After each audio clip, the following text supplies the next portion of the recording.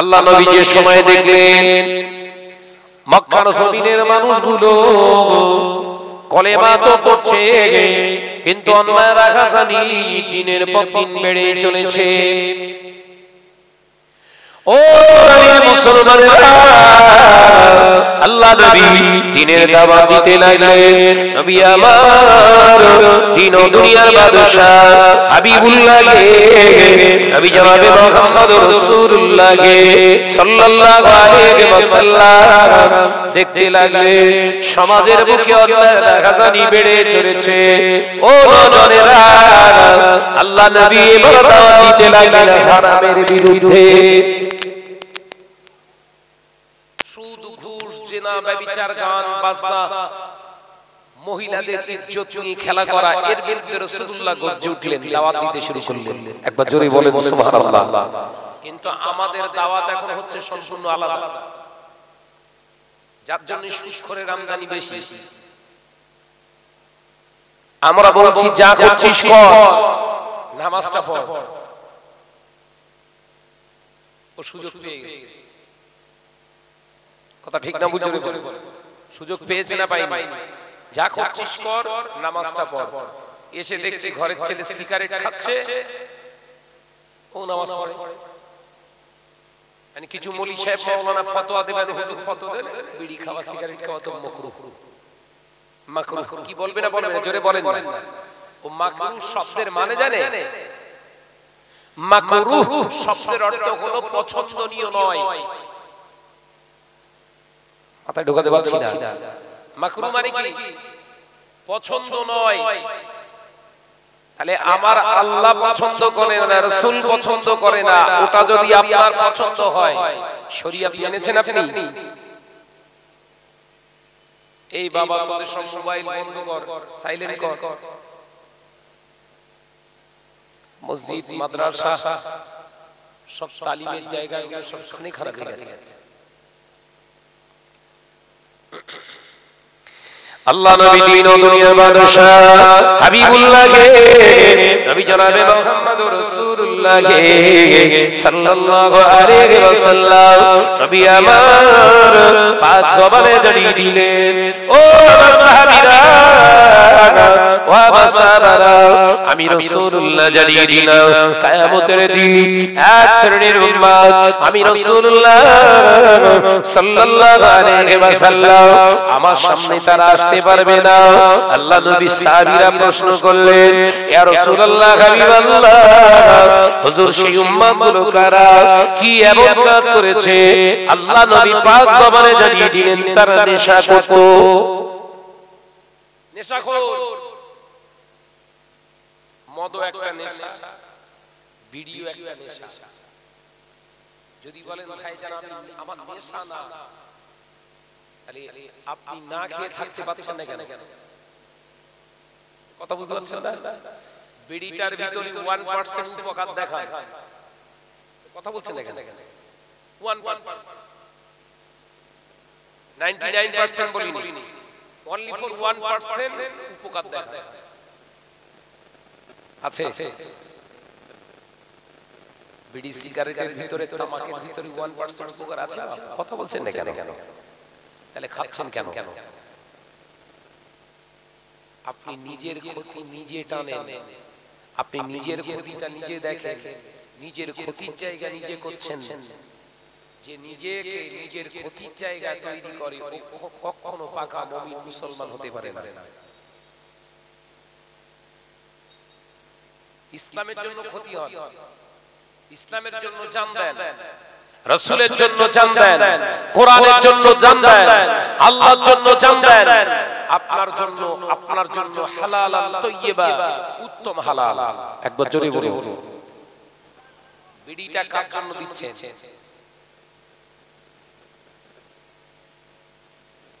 এই পাশে এত কথা বলে গেল, কমিটির ছেলেদের দেখেন তো এই পাশে এত হই হই করছে কেন?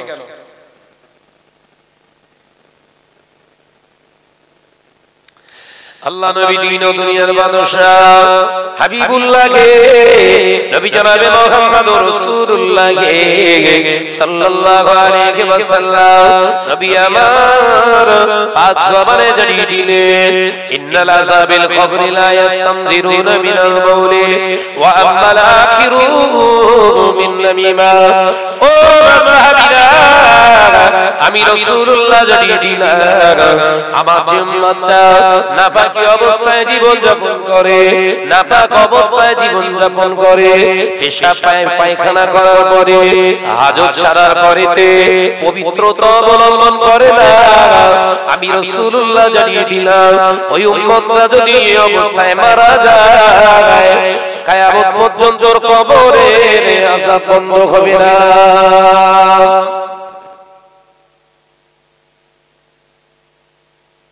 আমাদের অধিকাংশ ছেলেরা পেশাব ফিরে পর্যন্ত পানি নেয় না। কথা বলছেন না কেন? আবার অনেক ছেলে আছে পেশাব করার পরে পানি নেওয়ার পরে হাজত ছেড়ে পানি নেওয়ার পরেও ওযু করে না। আছে না নাই? অনেক ঘরের মা বোনেরা আছে বিশ্বনবী এদের সম্পর্কে বললেন পেশাবের ছিটা গায়ে লাগে অথচ ধৌত করে না, পবিত্রতা অবলম্বন করে না। আমি নবী বলছি ওদের কবরে আযাব কিয়ামত পর্যন্ত বন্ধ হবে না। আগো বিড়ি সিগারেট খেলে মুখ দিয়ে দুর্গন্ধ বেরোয় না, সুগন্ধ, কথা বলে না কেন? রুবে রইব তাই নাকি? কাঁচা পায়খানা বোধহয় ওর থেকে অনেক ভালো। অথচ দেখে বহু জায়গায় জলসায় আপনাদের নেক দোয়ায় যাচ্ছি, মাথায় টুপি দিয়ে পুকু করতেন, মাথায় টুপি টেনটেন 2 ইঞ্চি ছোট করে নিয়ে এসেছে। কোথা থেকে এসব তালিম পেয়েছে? ও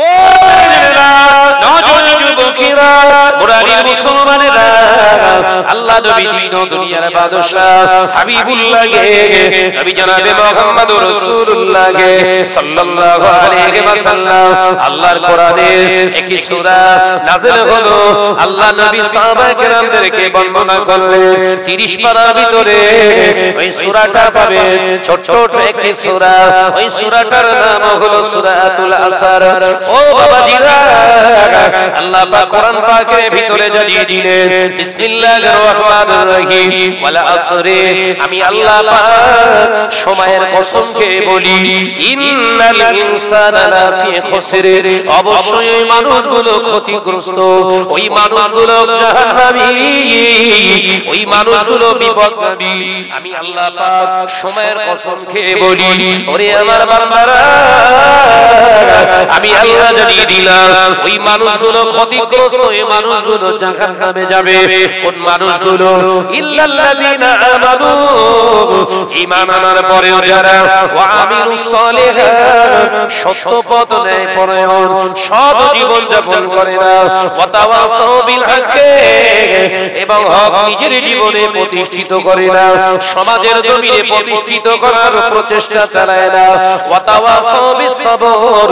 ও বান্দারা, দুনিয়ার জমিনে বিপদ আপদে মুসিবতে যারা অধৈর্য হয়ে যায়, সবরে ইনকিসারি করে না, ঈমান আনার পরে আমি আল্লাহ পাক সময়ের কসম খেয়ে বলছি ওরা বিপদগামী জাহান্নামে যাবে। আমি আল্লাহ আবারও বলছি, আমি সময়ের কসম খেয়ে বলছি ওই মানুষগুলো ক্ষতিগ্রস্ত, যে মানুষগুলো আমি আল্লাহকে এক বলে মেনে নিয়েছে, অতই 4টে গুণে গুণান্বিত হলো না, তারা অবশ্যই ধ্বংস হবে। কি বুঝলে বাবা? ঈমান আনাটা শেষ নয়, নামাজ পড়াটা শেষ নয়, যাকাত দেওয়াটা শেষ নয়, হজ করাটা শেষ নয়। এগুলো যেমন আল্লাহ ফরজ করেছে, হারাম থেকে নিজের জীবনকে বাঁচানোটাও ফরজ। মাথায় ঢোকাতে পারলাম না?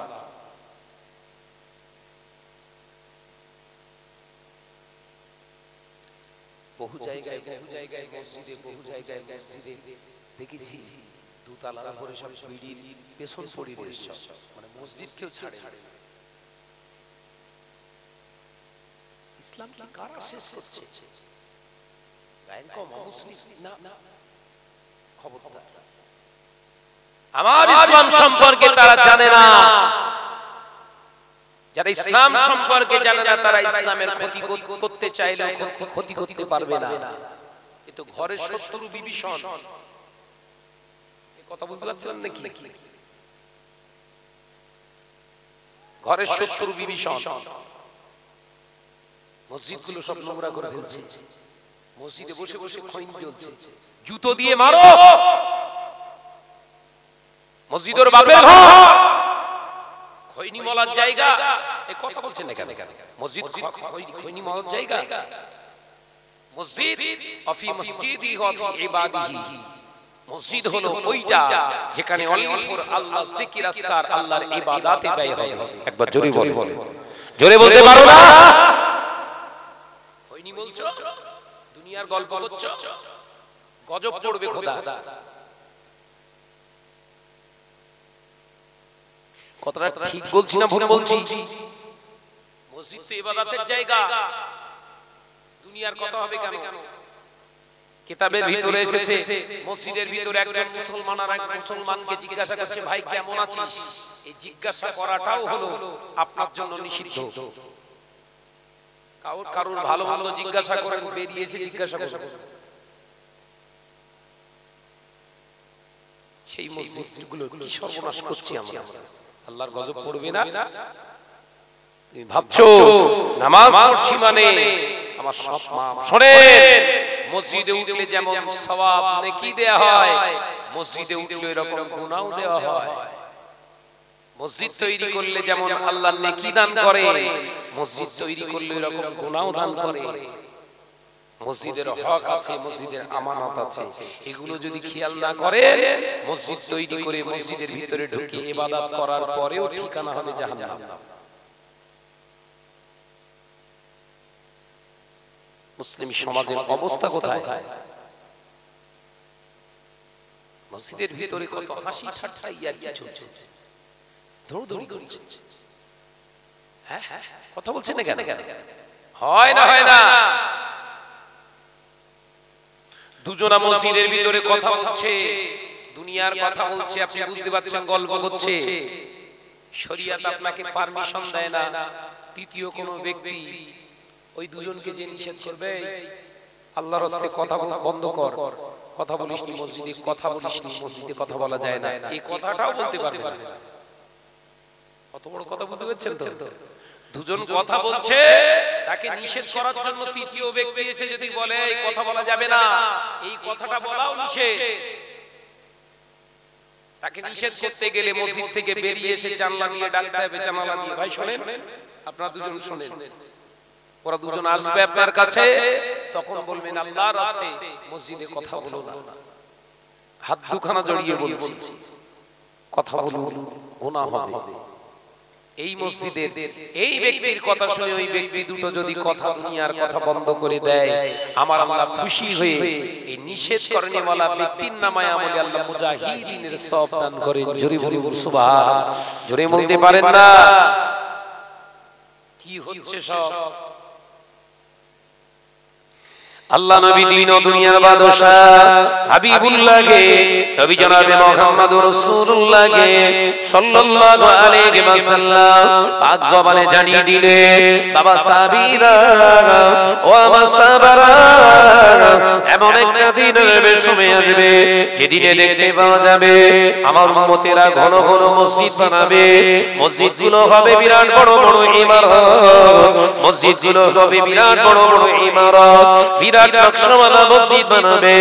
আমি রাসূলুল্লাহ জানিয়ে দিলাম, অথচ এই মসজিদের আমানতের খেয়ানত করা হবে, মসজিদের হক আদায় করবে না, হককে তারা শেষ করে দেবে।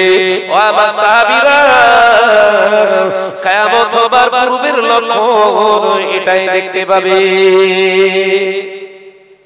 মসজিদ ঘন ঘন হবে, বিরাট বড় বড় মসজিদ হওয়া শুরু হয়েছে না হয়নি?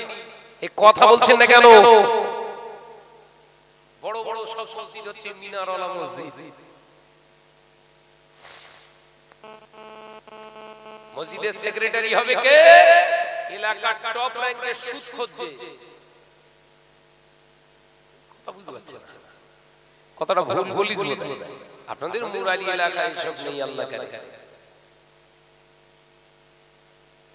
মসজিদের ক্যাশিয়ার হবে কে? দাঁড়িয়ে দাঁড়িয়ে পেচ্ছাপ ছেড়েছে ক্যাশিয়ার। আহা মসজিদ চালনা কথা বলছেন না কেন? মিলছে মিলছে কথাগুলো মিলছে। মসজিদের প্রেসিডেন্ট সেক্রেটারি কে হবে? সাদা চুলে যারা কলম মেরে ঘোরে সে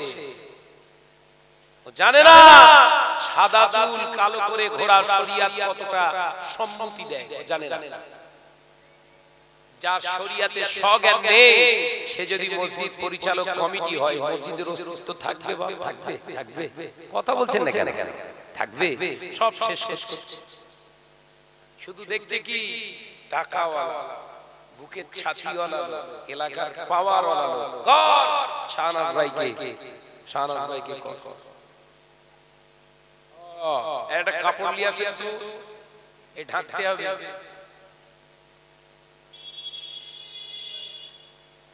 কমিটির ছেলেরা একটা কাপড় নিয়ে এসো আপনি ময়ূর দুটো ঢাকতে হবে। এসব নিচে কিন্তু খেয়াল করিনি। দরুদ শরীফ আল্লাহুম্মা একটা বেড কভার নিয়ে এসো যাও। তাহলে সব শেষ। একটু আওয়াজ দিয়ে পড়ো বাবা। আল্লাহুম্মা সাল্লি আলা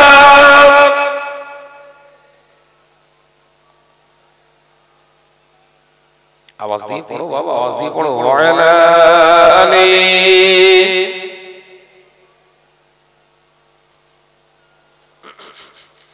একদিন তোমারি নাম মসজিদে হবে না। একদিন তোমারি নাম মসজিদে হবে না। তৈরি থেকো তৈরি রেখো কবরের মান সমান। জোরে বলবেন না? একটু জোরে হবে না?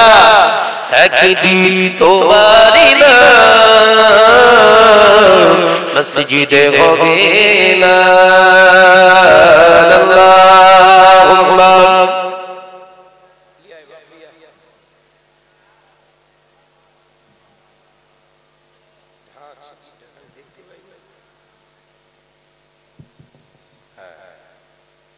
ঠিক একটু আওয়াজ দিয়ে পড়ো বাবা। আল্লাহুম্মা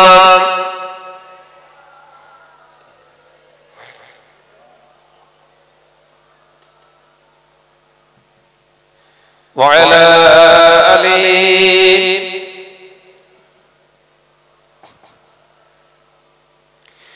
বন্ধু স্বজন আত্মীয় পরিজন পরিয়ে তোমার নতুন কাপড়। বন্ধু স্বজন আত্মীয় পরিজন পরিয়ে তোমার নতুন কাপড় নিয়ে যাবে ওই কবরে থাকবে না কেউ আপন। একদিন তোমারি নাম মসজিদে হবে না। একদিন তোমারি নাম মসজিদে হবে না। আল্লাহুম্মা সাল্লি আলা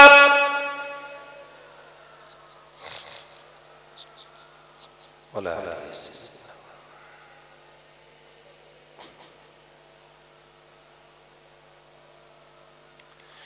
টাকা কড়ি গাড়ি বাড়ি থাকবে না কেউ সঙ্গে তোমার। টাকা কড়ি গাড়ি বাড়ি থাকবে না কেউ সঙ্গে তোমার। থাকবে সেদিন সঙ্গী হয়ে মোর নবীর সুন্নাত। জোরে বলবেন না, চিল্লে হবে না। যুবকেরা, ছেলেরা, বাচ্চারা, হাজার হাজার কোটি কোটি টাকা কামিয়েছো, দুনিয়ার সমাজ সঙ্গী হবে না। পৃথিবীর জমিনে দামি দামি তুমি পোশাক পরিধান করেছো, পৃথিবীর জমিনে কোনো দামি পোশাক সঙ্গে নিয়ে যেতে পারবে না, কারণ তোমার সব পোশাক গোসলের আগে খুলে নেওয়া হবে। হাজার হাজার টাকা, কোটি কোটি টাকা ইনকাম করেছো, সব টাকা নেওয়ার জন্য একটা কাফনের ভিতরে পকেটও পর্যন্ত দেয়া হবে না। 3 থান কাপড় তোমার জন্য বরাদ্দ করবে, একটি থানের নাম দেয়া হবে পিরহান। দুনিয়ার পিরানের সঙ্গে তার কোনো মিল নাই, যে পিরানে কোনো সেলাই থাকবে না, যে পিরানে কোনো বোতাম লাগানো থাকবে না, যে পিরানে কোনো পকেট লাগানো থাকবে না। পকেট বিহীন, সেলাই বিহীন, বোতাম বিহীন পিরান তোমাকে পরিয়ে দিয়ে আরো 2টি লিফাফা লম্বা লম্বা কাপড় তোমার গায়ে ডবল করে জড়িয়ে দিয়ে 3 জায়গায় বেঁধে ফেলবি। তোমার লাশটাকে, সাদের বডিটাকে খাটিয়ার উপরে রাখবে। হাজার হাজার ভালোবাসার মানুষগুলো তোমাকে শেষবারের মতো দেখার জন্য সকলে আবেদন করবে, একবার জন্মের মতো মুখটা দেখাও।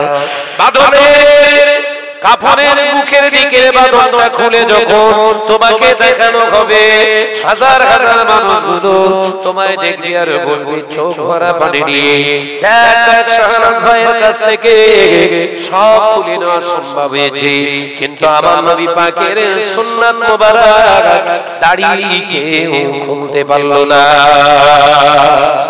জোরে বলে নারে তাকবীর। কবরেতে সঙ্গী হবে মোর নবীর সুন্নাত, একদিন তোমার মসজিদে হবে না। তৈরি দেখো, তৈরি দেখো, কবরের মাল সামান, একদিন তোমার মসজিদে হবে না। আল্লাহুম্মা সাল্লি আলা।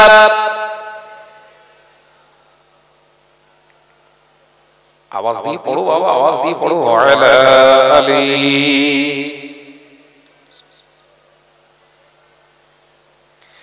ও নজয়া যুবকেরা, ছেলেরা, বাচ্চারা, পর্দানিশীরা মা বোনেরা, আল্লাহ নবী দিল দুনিয়ার বাদশাহ হাবিবুল্লাহ নবী জনাবে মুহাম্মদুর রাসূলুল্লাহ সাল্লাল্লাহু আলাইহি ওয়াসাল্লাম পাক জবানে জানিয়ে দিলেন, বাবা সাহাবীরা, কিয়ামত সংঘটিত হওয়ার আগে 70টা আলামত দেখতে পাবে। ওই 70টা আলামতের ভিতরে একটি আলামত হলো মসজিদগুলো বিরাট বড় বড় আলিশান করা হবে, অথচ মসজিদের আমানত খেয়ানত করা হবে। মসজিদের আমানত খেয়ানত করা হবে, মসজিদের আমানত থাকবে না, মসজিদের হক নষ্ট করে দেবে। কি সে আমানতের খেয়ানত আর কি হক নষ্ট হবে একটু জানার দরকার আছে না নাই? জানার দরকার আছে না নাই? শরীয়তের সিস্টেম হলো, শরীয়তের রুলস হলো, মসজিদ পরিচালক কমিটি হবে তারা, ইমাম সাহেব থাকবে না, প্রেজেন্ট ইমাম হিসেবে নিয়োজিত হতে পারবে যারা। বোঝা গেল না? মসজিদ কমিটি যারা হবে তারা কারা? ইমাম কোনো কাজে গেছে, ওয়াক্তের নামাজ পড়াতে পারবে না, ওই ওয়াক্তের নামাজটা কোন মুয়াজ্জিন সাহেব পড়াবে না। মসজিদ কমিটি যারা আছে তাদের ভিতরে যে কোনো একটা সদস্য দাঁড়িয়ে ইমামতি করার যোগ্যতা রাখবে, এরকম ব্যক্তি মসজিদ কমিটি হবে। একবার জোরে বলে হচ্ছে হচ্ছে আমানতের খেয়ানত হচ্ছে বাবা। বিশ্বনবী বললেন মসজিদ ইবাদতগাহ, ওটার নাম দেয়া হবে ইবাদতগাহ, কিন্তু হবে দুনিয়াদারির ওখানে পরিচর্যা। আমানতের খেয়ানত। আমি আপনাদের নেক দোয়ায় 2019 সালে আল্লাহ শুকর আমি গিয়েছিলাম আল্লাহর খানায় কাবায়, তাও আবার রমজানুল মুবারাকে গিয়েছি। খেয়ে দেখলাম মসজিদের ভিতরে কোনো শব্দ নেই। 100-200 মুসল্লির মসজিদ না বলো, মসজিদে নববী শরীফে একসঙ্গে 6 লক্ষ মুসলমান নামাজ আদায় করে। একবার জোরে বলে, একবার জোরে হবে না? সেই মসজিদে আপনি ঢুকবেন, কোনো হুই হাই গোছ গাছ কোনো শব্দ নেই। কাবা বাইতুল্লাহ শরীফ যেখানে একসঙ্গে 10 লক্ষ মানুষের জামাত হয়, কাবা বাইতুল্লাহ শরীফে হেরেম শরীফ চতুর্দিকে মানুষ নামাজ আদায় করে। কত লক্ষ বললাম? 10 লক্ষ মানুষ। এখন আবার স্ট্রাকচার সব বাড়াচ্ছে, সাউন্ড নেই। কি বললে বাবা? এই পাশে এত খারাপ বলছে, কিয়ামত হচ্ছে নাকি? দেখেন এই পাশে কি আগুন লেগেছে, একটু দেখতে বলবো, নইলে মাইক্রোফোন ওদের কাছে দে, ওরা আওয়াজ করুক। ডিসিপ্লিন নেই ঘরের ছেলেদের।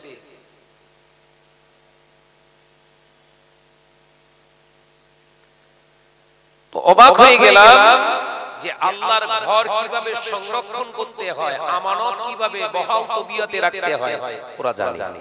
একবার জোরে বলবেন না সুবহানাল্লাহ? অবাক হয়ে গেল।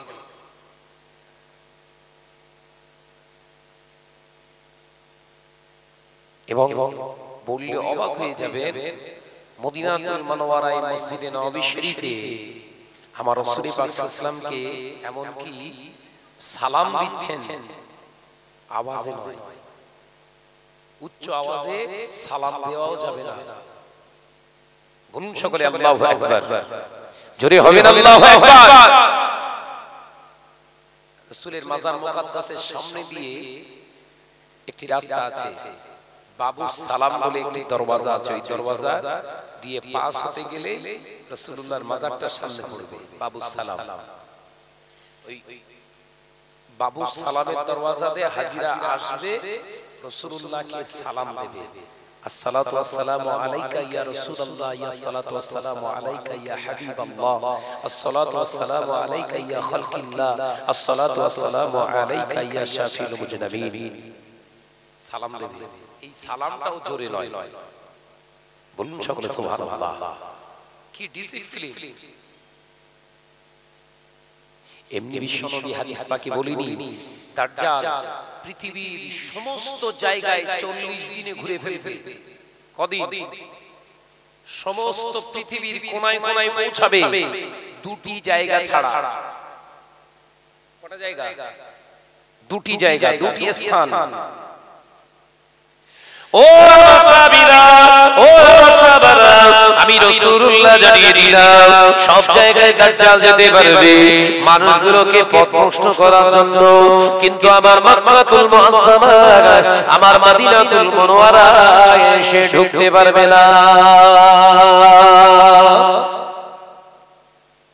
পরিপূর্ণ ইসলাম কোথায়? মক্কা শরীফ, মদিনা শরীফে।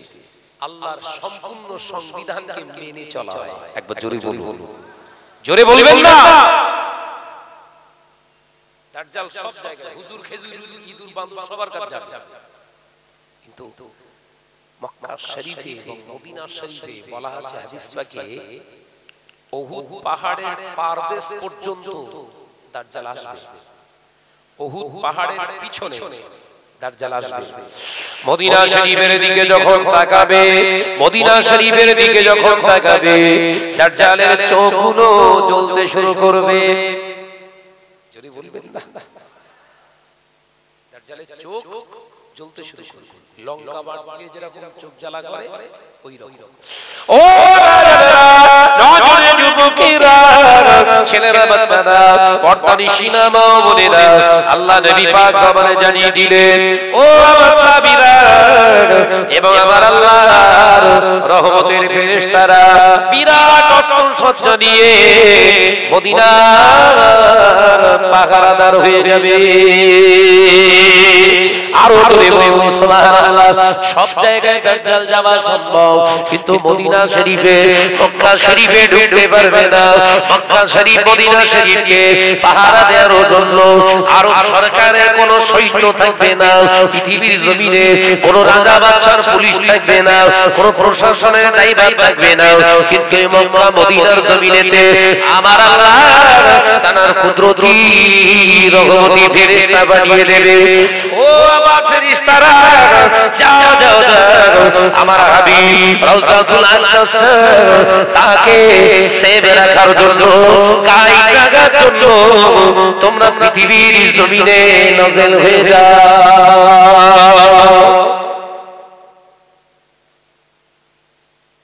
চিন্তা করেন তাহলে ইসলামের ডিসিপ্লিন কারা মেনে চলছে?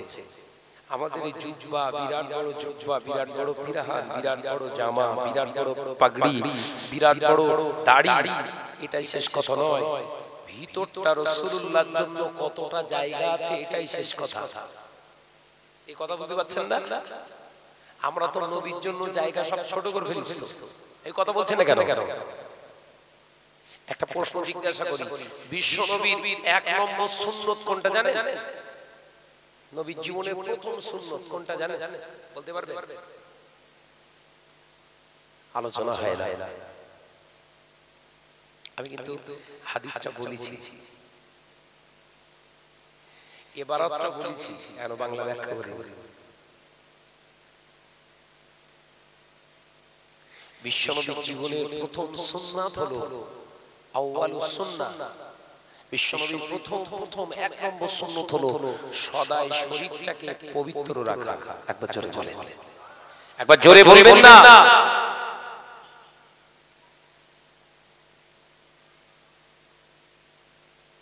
আল্লাহ নবী পাক জবানে জানিয়ে দিলেন, বাবা সাহাবীরা, যে শরীরটাকে পবিত্র রেখে দেয়, যে উম্মত আমার শরীরটা পবিত্র রেখে দেয়, মওতের আগে, মওতের আগ পর্যন্ত, মওতের সময় পর্যন্ত শরীরটা পবিত্র রেখে দেয়, যারা দুনিয়ায় চলাফেরা করার সঙ্গে সঙ্গে সঙ্গে সঙ্গে পেশাব পায়খানা করার পরে, হাজত ছাড়ার পরে শরীরটাকে পবিত্র রেখে দেয়, ওদের ইন্তেকালের সময় আমার আল্লাহ তাআলা বেঈমান হালাতে ওদের মৃত্যু দেয় না।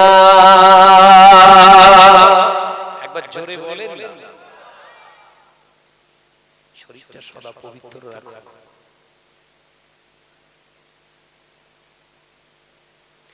ও নজরে যুবকেরা, ছেলেরা, বাচ্চারা, পর্দানিশিনা মা বোনেরা, আমি আলোচনা প্রাসঙ্গিকত অন্যদিকে যাব না। আমি যেটা বোঝাতে চাইলাম, নবী জানিয়ে দিলেন মসজিদগুলো হবে বিরাট বড় বড়, অথচ মসজিদের আমানত থাকবে না। এ নজরেরা, মসজিদের আমানতের খেয়ানত করা হবে। আল্লাহ নবী পাক জবানে জানিয়ে দিলেন বড় বড় মসজিদ বানানো হবে, অথচ হারাম হালাল দেখে হবে না।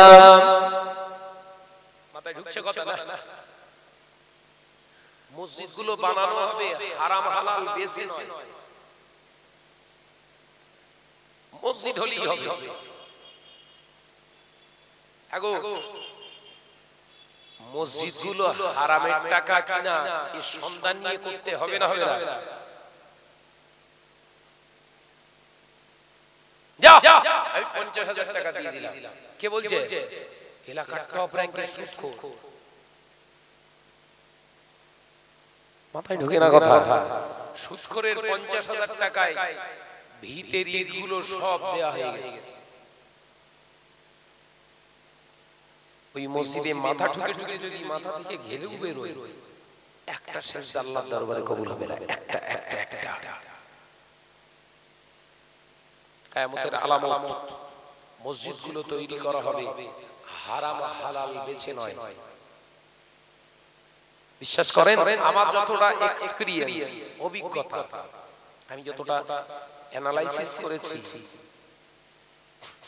এই অ্যানালাইসিসের ভিতরে আমি যতটুকু পেলাম যত আমাদের মসজিদগুলো আছে এই মসজিদগুলো যদি সঠিকভাবে উন্নয়ন করে আমরা বানাতাম অধিকাংশ মসজিদ কিন্তু দুতলা হতো না আপনারা কি বলছেন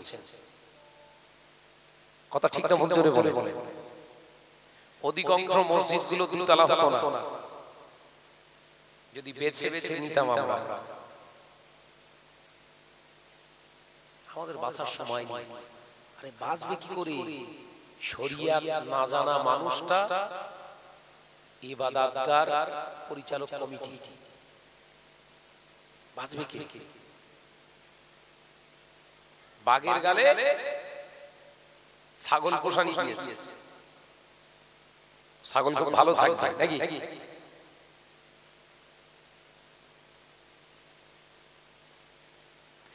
ও ছেলেরা বাচ্চারা পর্দানিশীনা মা বোনেরা আল্লাহ নবী দিন ও দুনিয়া বাদশা হাবিবুল্লাহ নবী জনাবে মুহাম্মদুর রাসূলুল্লাহ সাল্লাল্লাহু আলাইহি ওয়াসাল্লাম আল্লাহ নবী পাক জবানে জানিয়ে দিলে মসজিদের হক নষ্ট করবে তারা মসজিদের হক কি ও নজনেরা মুরব্বিয়ানা গণেরা মোড়ালির মুসলমানেরা আল্লাহ নবী জানিয়ে দিলে মসজিদে দুনিয়াদারির কথা যখন হবে মসজিদের হক নষ্ট করা হবে দুনিয়াদারির কথা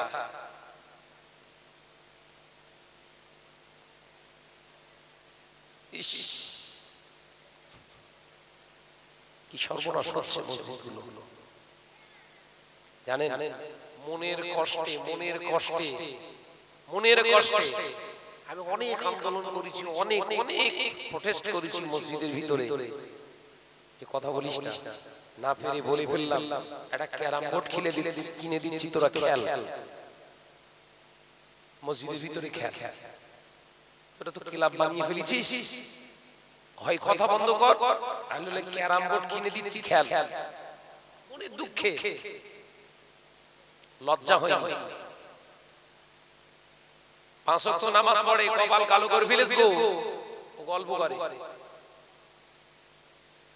আমার সময় মনে হয় হযরতে ওমর রাদিয়াল্লাহু তাআলা এই সময় যদি এই যুগে যদি হযরতে ফারুক আযম থাকতো এই মুসল্লিগুলোর ঘরে আর মাথা রাখতো না সব এক এক কোপে মাথাগুলো সব সাইডে ফেলে রেখে দিত মুসল্লি হবার শ্বাস মেটাতো মসজিদ তোর বাপের ঘর হক নষ্ট হচ্ছে মসজিদের হক কি প্রথম ডান পা তুলেই আপনি পড়লেন আল্লাহুম্মা মাফতাহলি আবওয়াবা রাহমাতিক পড়েন তো মসজিদের পূর্ণ হক আদায় করার জন্য প্রথম পা ডান পা রেখে দোয়া পড়লেন আল্লাহর কাছে অঙ্গীকারবদ্ধ হলেন আল্লাহর রহমতের জন্য দোয়া চাইলেন তোমার রহমতের পূর্ণ হকদার হওয়ার জন্য আমি মসজিদে ঢুকছি আল্লাহর কাছে অঙ্গীকারবদ্ধ ভিতরে ঢুকে দুনিয়া মসলাচ্ছ ওখানে তোমার উপরে গজব পড়বে না আমাদের ধর্মটার নাম কি বাপ জোরে বলেন এই ইসলাম মানে কি জোরে বল বাপ শান্তি ঘরে সব শান্তি আসতো